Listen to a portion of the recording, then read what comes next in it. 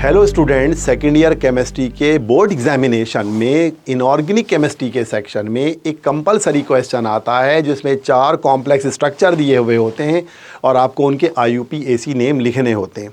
अगर आपको IUPAC name आते भी हैं, आपने सीखे हुए भी हैं, मगर फिर भी अगर आप पास पेपर की प्रैक्टिस करेंगे तो गलतियों के चांसेस कम हो जाते हैं। हम 2019 का सॉल्यूशन पेश कर रहे हैं। स्टूडेंट, 2019 के ये 4 कॉम्प्लेक्स स्ट्रक्चर आपके सामने मौजूद हैं। हम 1 बाय 1 इनके IUPAC नेमिंग डिस्कस करेंगे। तो ये पहला कॉम्प्लेक्स स्ट्रक्चर आप देखिए, इसमें हमारे एक्सट्रीम लेफ्ट साइड पर जो ये स्क्वायर ब्रैकेट नजर आ रहा है, ये कॉम्प्लेक्स कैटाइन है, जबकि राइट हैंड साइड पर कॉम्प्लेक्स सिंपल एनाइन है। कॉम्प्लेक्स कैटाइन में भी हमें एक लीजेंड नजर आ रहा है और यह है इथाइलिन डाई अमाइन। देखें जी, EN को इथाइलिन डाई अमाइन कहा जाता है और इसके साथ जो ये 3 नंबर लगा हुआ है, इसका न्यूमेरिकल प्रीफिक्स होता है। यूजुअली लीजेंड का numerical prefix di, tri, tetra, hexa पढ़ा जाता है, मगर क्योंकि ये ऑर्गेनिक लीजेंड है और ऑर्गेनिक लीजेंड के साथ हम एक और टर्मिनोलॉजी यूज करते हैं, बिस, ट्रिस, टेट्रा, किस वगैरह। क्योंकि यहाँ 3 लीजेंड मौजूद हैं तो लिहाजा हम इसको पढ़ रहे हैं ट्रिस। अब हम देख लेते हैं कि नाम लिखने के लिए हमें सीक्वेंस क्या बनानी पड़ेगी। तो सीक्वेंस इसकी क्या बनेगी? सबसे पहले इसमें लीजेंड का नाम लिखा जाएगा ethylene diamine, and then metal का नाम लिखा जाएगा और सबसे आखिर में एनाइन का नाम लिखा जाएगा। तो आइए IUPAC नेमिंग बनाते हैं इस कॉम्प्लेक्स का। क्योंकि 3 इथाइलिन है तो हम पढ़ेंगे ट्रिस। ट्रिस स्टैंड फॉर 3 और इथाइलिन डाइअमाइन। उसके बाद फिर अब मेटल का नाम पढ़ेंगे जो है कोबाल्ट। मेटल के नाम के बाद एक राउंड ब्रैकेट बनाते हैं जिसमें मेटल का ऑक्सीडेशन नंबर निकाला जाता है। तो सुनिए, EN पर तो 0 चार्ज होता है, नाइट्रेट पे -1 चार्ज होता है, 3 नाइट्रेट हैं तो -3 चार्ज इस पर होगा। क्योंकि कॉम्प्लेक्स का ऑल टुगेदर चार्ज 0 होता है, ये न्यूट्रल कॉम्प्लेक्स है, लिहाजा इसमें कोबाल्ट पे +3 चार्ज होना चाहिए और हम इसे रोमन वर्ड्स में लिख देंगे। तो नाम बना ट्रिस इथाइलिन डाइअमाइन कोबाल्ट 3। ये नेक्स्ट कॉम्प्लेक्स स्ट्रक्चर है जो 2019 में आया था। ये देखिए कॉम्प्लेक्स कैटाइन है। कॉम्प्लेक्स कैटाइन है तो हम सबसे पहले इसमें लीजेंड का नाम लिखेंगे जो कि अमाइन है। और इसकी अगर हम एक ओवरऑल रिव्यू करें इस कॉम्प्लेक्स स्ट्रक्चर का, तो इसमें लीजेंड अमाइन है और अमाइन की कैटेगरी क्या होती है? ये न्यूट्रल लीजेंड होता है, क्योंकि इसमें 4 लीजेंड्स हैं जो कोऑर्डिनेट बॉन्ड बना रहे हैं मेटल के साथ, लिहाजा हम इसका न्यूमेरिकल प्रीफिक्स पढ़ेंगे टेट्रा।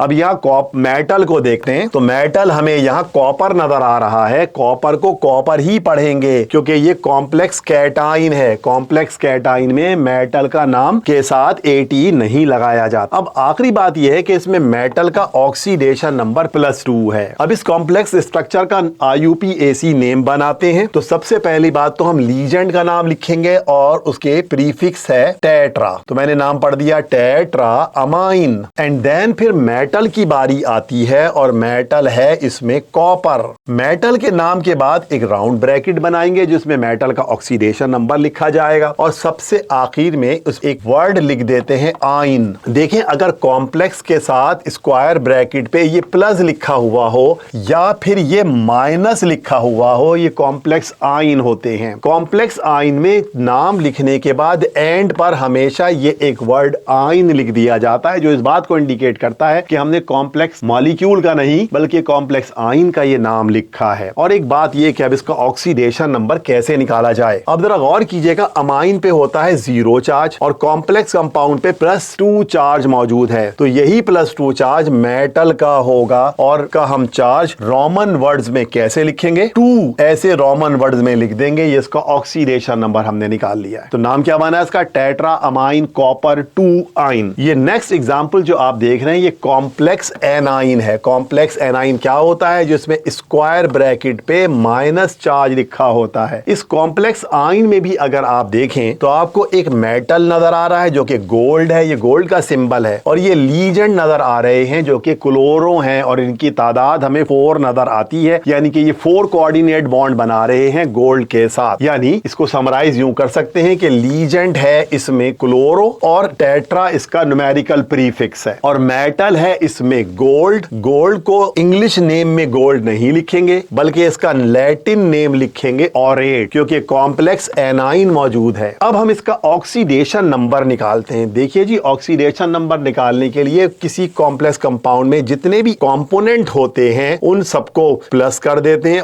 और उनका ओवरऑल चार्ज जो कॉम्प्लेक्स के ऊपर लिखा है वो लिख दिया जाता है। तो अब जरा देखिएगा कि गोल्ड का तो ऑक्सीडेशन नंबर निकालना है Cl पे, क्योंकि -1 चार्ज होता है तो 4 पे हो जाएगा -4 चार्ज, और इन दोनों का सम किसके बराबर है? आप देख रहे हैं -1 के बराबर है। इस -4 को अगर मैं दूसरी तरफ ले जाऊं तो वहां जाकर ये हो जाएगा +4, और वो +4 जब इस -1 में से माइनस होगा तो ऑल टुगेदर चार्ज आ जाएगा गोल्ड का +3, यानी कि हमने इसका ऑक्सीडेशन नंबर निकाल लिया +3। अब हम इसका नाम लिखते हैं, तो इसका नाम क्या बनना चाहिए भाई? पहले लिखेंगे टेट्रा क्लोरो, उसके बाद फिर मेटल का नाम लिखेंगे ऑरेट। गोल्ड नहीं लिखेंगे, गोल्डेट नहीं लिखेंगे, बल्कि नाम लिखेंगे ऑरेट, एंड देन आखिर में राउंड ब्रैकेट में इसका ऑक्सीडेशन नंबर निकालेंगे। अभी अभी निकाल ही चुके हैं इसका ऑक्सीडेशन नंबर जो कि 3 आ रहा है था, और एंड पर हम लिख देंगे आइन। आइन कब लिखते हैं? जब कॉम्प्लेक्स कंपाउंड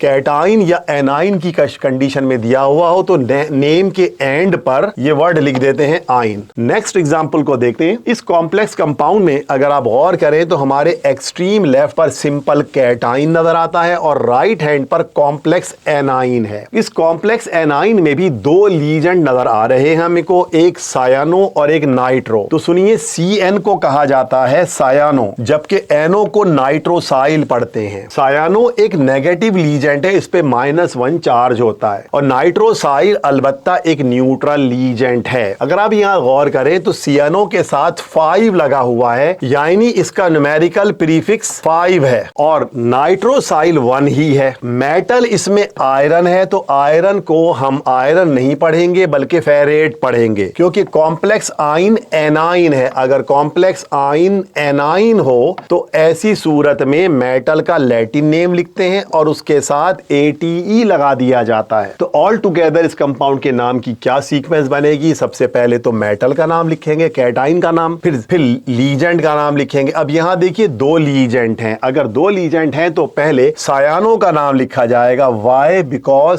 C पहले आता है बनिस्बत किसके?